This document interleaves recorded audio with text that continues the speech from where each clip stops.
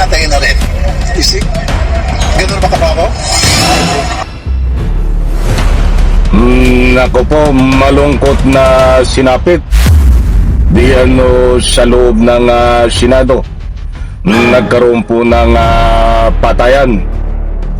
Alright, welcome back to my YouTube channel. I'm Andy's Vlog. Mga kaibigan, may kaugnayan ito doon sa pag-aresto ni Senadora Jinggoy Estrada na ngayon ay nakakulong na sa City Jail. Pagkatapos po siyang maaresto ay nagkaroon po ng patayan diyan po sa loob ng Senado. I-like po muna natin ang video na ito kung nagustuhan niyo po. Please subscribe my YouTube channel. Kilala na po ang mga gumawa nito, mga kapwa din po nila senador. At bakit po nangyari yon? Nagkaroon po ng patayan, may pinatayo, mga kaibigan. Pasintabi ho sa mga salitang ganyan, dahil binabahagi ko lang po sa inyo ang anumang kaganapan, pangyayari na naganap po kahapon yan, inabot na ng gabi. But lumabas po ang balita ay kagabi din. Subalit ngayon lang po tayo nakapag-vlog para ihatid po sa inyo. So maliwanag po dito mga kaibigan, naaresto na po si Senador Jinggoy Estrada diyan po mismo sa loob ng Senado.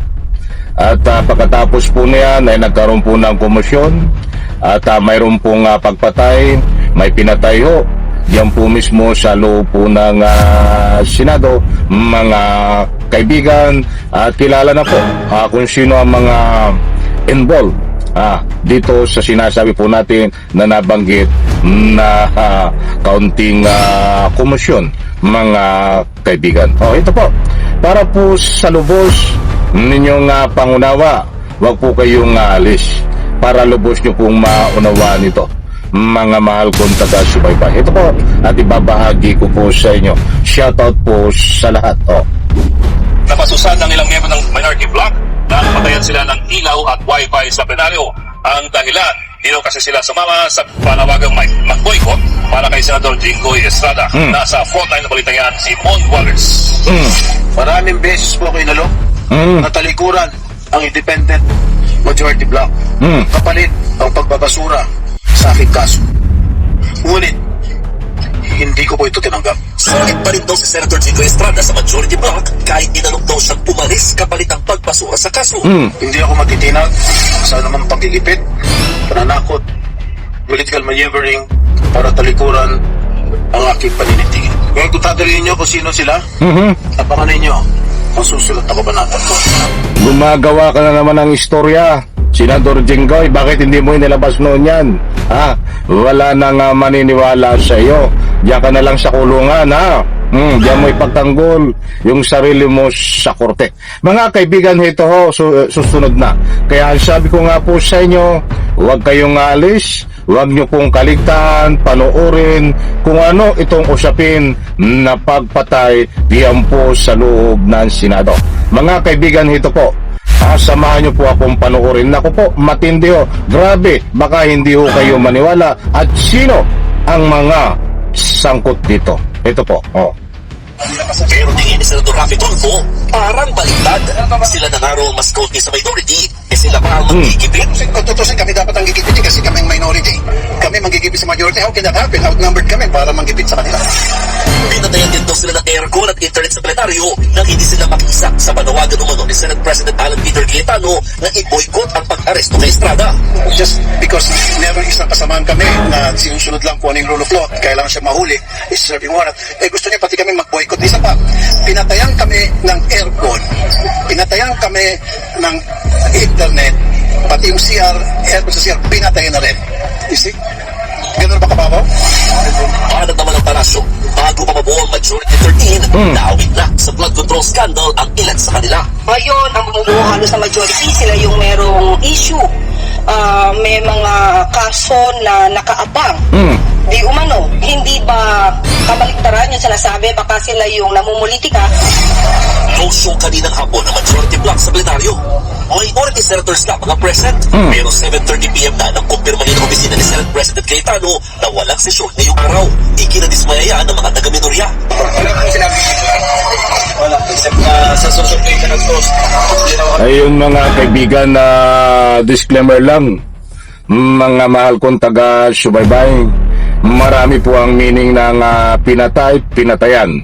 Ito pong nangyari dito sa loob ng Senado ay nagkaroon po ng patayan. Ang ibig sabihin po niyan, mga kaibigan, ang pinatay ay ang aircon, pinatayan ang wifi, at kung ano pa man na pinatay na katulad ng wifi, diyan po sa loob ng Senado. Ito, ulitin ko sa doon. Kung makukuha pa natin. Manggigipit? Tutusin kami dapat ang gigipit Ito. kasi kami minority. Ito. Kami manggigipit sa majority. How can that happen? Outnumbered kami para manggipit sa kanila. Pinatayan din daw sila ng aircon at internet sa plenaryo nang hindi sila makisa sa panawagan umano ni Senate President Alan Peter Cayetano na i-boycott ang pag-aresto kay Estrada. Just because meron isang kasamaan kami na sinusunod lang po ang rule of law, kailangan siya mahuli, is serving warrant. Gusto niya pati kami mag-boycott. Isa pa, pinatayan kami ng aircon, pinatayan kami ng internet, pati yung CR, aircon sa CR, pinatayan na rin. You see? Ganun ba kababaw? Paano naman ang Ayan mga kaibigan, pinatayan sila ng aircon sa CR, pinatayan ng internet, pinatayan ng aircon. Diyan po sa loob ng Senado. Muli po, yun po ang mga pinatay. Hindi po kung ano hindi po tao o aircon, wifi, at aircon sa CR ang pinatay ho. Na ang tinuturo pong nag-utos diyan ay itong mga kampo ng mga DDS senador. Dahil ang gusto po nila ay sumama itong mga minority na senador sa pag-boycott, sa paghuli dito kay Senador Jinggoy Estrada.